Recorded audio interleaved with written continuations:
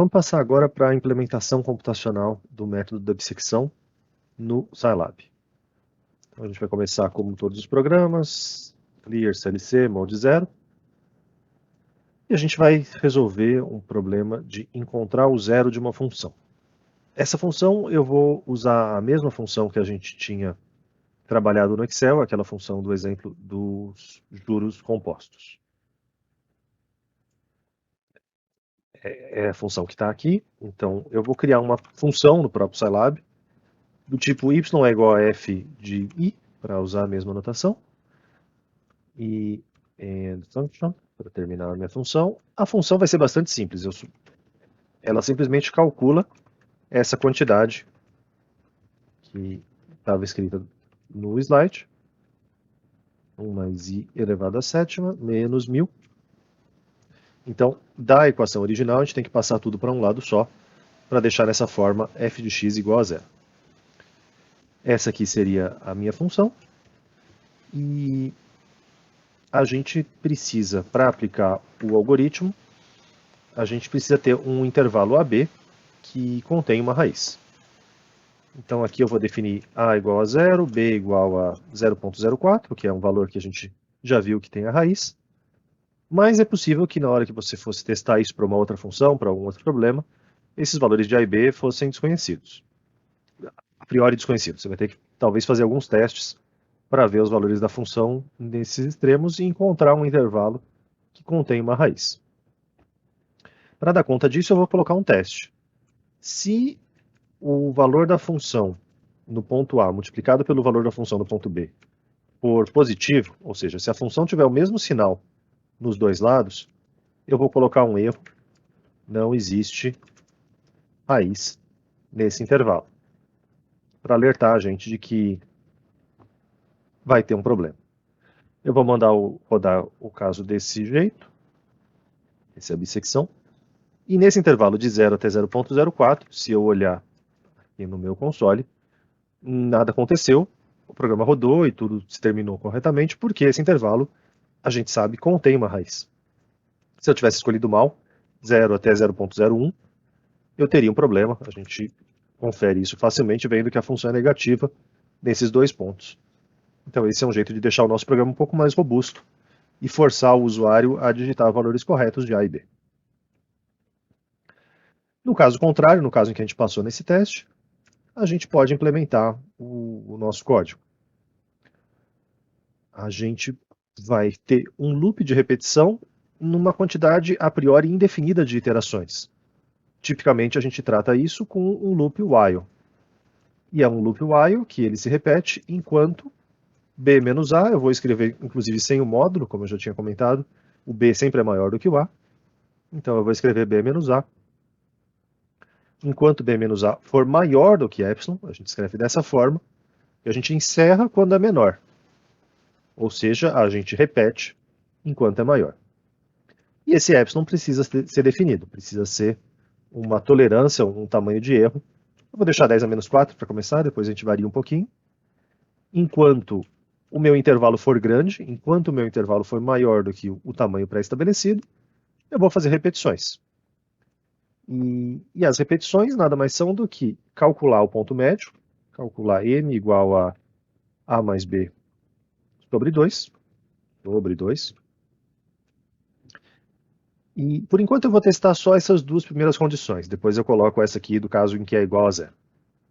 Se f de a multiplicado por f de m for negativo, quer dizer que a função troca de sinal no intervalo de a até n, quer dizer que eu posso ficar só com o intervalo da esquerda. Caso contrário, e eu vou escrever só caso contrário, porque ou a raiz está numa metade, ou a raiz está na outra metade. Então esse aqui é a raiz está na metade da direita. Então eu troco o valor de a e eu vou ficar de m até b. Essa é a atualização dos meus intervalos. E eu vou continuar repetindo isso enquanto o meu intervalo for grande.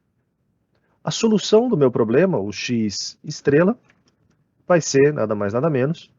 Aqui eu tinha escrito que o x estrela recebia a, mas eu posso fazer x estrela recebe A mais B sobre 2, como eu tinha comentado.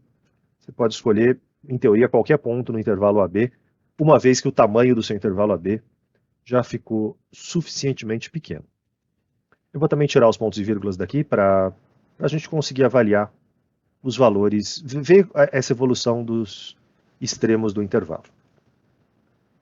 E esse aqui é o. Eu vou tirar também o ponto e vírgula daqui para a gente ver a solução final. Este é o fundamento do algoritmo da bissecção. Vou, antes de mandar rodar, só colocar um valor que a gente sabe que contém a raiz, então de 0 até 0,04.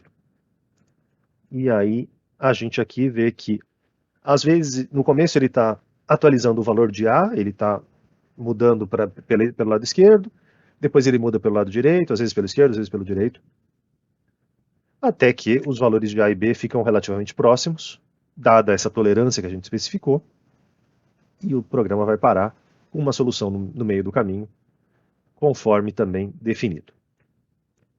A gente pode melhorar o nosso algoritmo para colocar um contador de iterações, e depois que a gente definiu esse contador igual a zero, a gente atualiza em cada iteração. O contador recebe contador mais 1, e eu vou mandar escrever na tela aqui também, depois do nosso loop while terminou, eu vou escrever na tela o valor do contador para a gente ver quantas iterações foram realizadas. Nesse caso aqui, 9 iterações foram realizadas para chegar nesse x estrela. Eu posso colocar o ponto e vírgula aqui para a gente não parar de ver os valores intermediários de A e B. E aí o nosso programa vai escrever apenas o x estrela e o contador.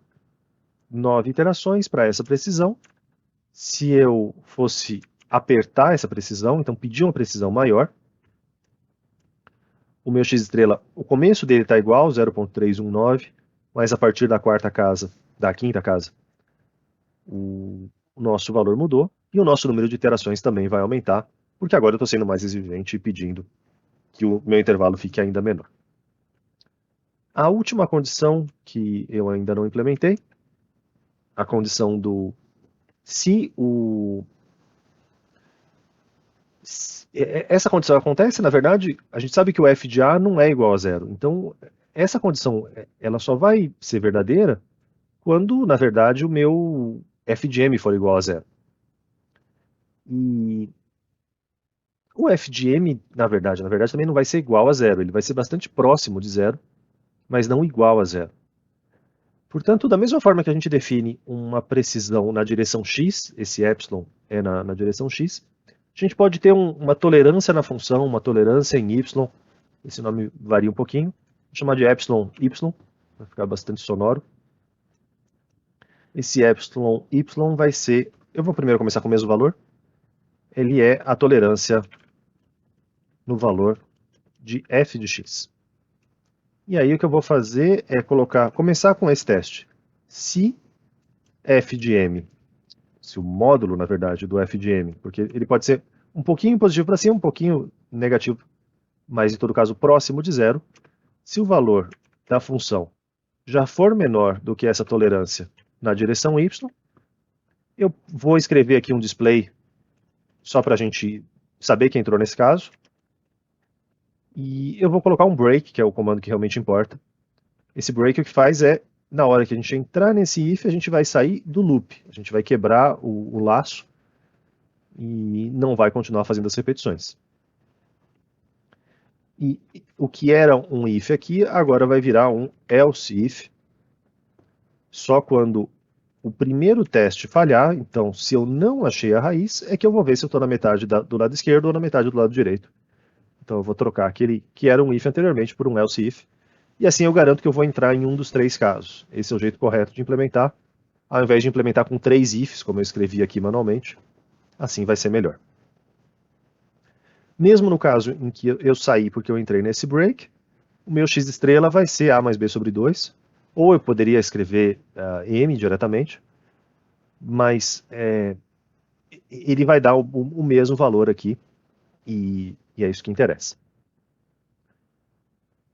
A gente rodando dessa forma, ele fez as iterações e não saiu por conta daquela condição. aquela condição da tolerância aconteceria se eu fosse, por exemplo, muito estrito na direção x e não tão estrito na direção y. E aí, num caso desse, ele terminou em menos iterações do que se eu não tivesse esse teste, ele entrou nesse if, por isso que escreveu ali o achou a raiz daquela forma. Essa então é a forma um pouquinho mais eficiente da gente calcular o método da bissecção. A gente poderia ser ainda mais eficiente, mas eu não vou fazer isso para fins didáticos, que seria a gente ter variáveis para armazenar f de m, f de a e f de b. Ao invés da gente ficar chamando a cada vez a função no ponto m, a função no ponto a, aqui a gente acaba, por exemplo, calculando 2 vezes a função no ponto m. Teria sido mais eficiente fazer f de m igual a fm recebe f de m, ou seja, usar uma variável fm para guardar o valor dessa chamada. E depois, quando eu atualizo o ponto médio, eu atualizaria também f de a e f de b. Poderia ter feito dessa forma. Seria mais eficiente do ponto de vista computacional, porque eu chamaria menos vezes essa função f. Aqui eu não estou tão preocupado com essa eficiência, então eu não vou fazer desse jeito. Eu vou deixar desse, que é mais claro para fazer a leitura, mas é menos eficiente em termos de performance. E se eu quisesse alterar o meu algoritmo para representar o método da falsa posição, eu conseguiria aproveitar 95% desse algoritmo que eu escrevi para bissecção. O que muda é a atualização do valor de m. Então, ao invés de ser uma atualização desse estilo, a minha atualização passa a ser uma média ponderada, a multiplicado pelo módulo da f de b,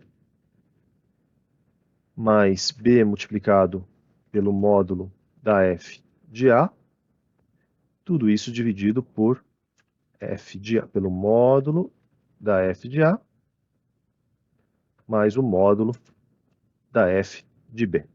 Aqui ele quebrou de linha só porque a minha tela está mais curta, mas se eu voltar ela para o tamanho normal, dá para enxergar o total. Fechei aqui o parênteses. Aqui novamente fica claro o que eu comentei anteriormente. Eu calculo f de b 2 vezes, teria sido mais eficiente, repito, definir uma variável f de b dessa forma e fazer as minhas contas com essa variável f de b, mas eu vou fazer desse jeito que, como eu disse, eu sei que é pior. E esse é o método da falsa posição, mantendo as mesmas tolerâncias. Aqui no caso anterior eu tinha rodado o contador até 26, então mantendo os mesmos padrões de tolerância pela falsa posição, eu consigo ganhar 20 iterações, é um método mais eficiente para esse caso. De novo, isso depende bastante dos valores de tolerância que você tem, vai depender da cara da nossa função, não tem uma conclusão geral de que um desses métodos é melhor do que o outro. Os dois são bacanas no sentido de sempre convergir, mas eles não são os mais eficientes, nem os melhores para passar para uma dimensão mais elevada. Depois de gravar essa implementação dos métodos da bissecção e da falsa posição, um aluno me alertou que tinha um problema no que eu tinha escrito e agora eu vou entrar um pouco mais em detalhe nesses problemas. O primeiro deles foi uma sutileza do Scilab que eu não esperava que acontecesse e, sinceramente, eu acho que é mais um bug do Scilab do que qualquer outra coisa, mas é bom comentar. Se eu rodar o arquivo da falsa posição como ele está aqui, da bissecção primeiro como ele está aqui, a gente calculava o x estrela depois de terminar o loop while. Só que quando a gente olha para o resultado que o programa está calculando dessa forma, ele está escrevendo na tela, em todas as iterações, o contador de iterações e o x estrela, sendo que eu queria que isso fosse escrito só no final de tudo, no final, quando eu terminasse o loop while.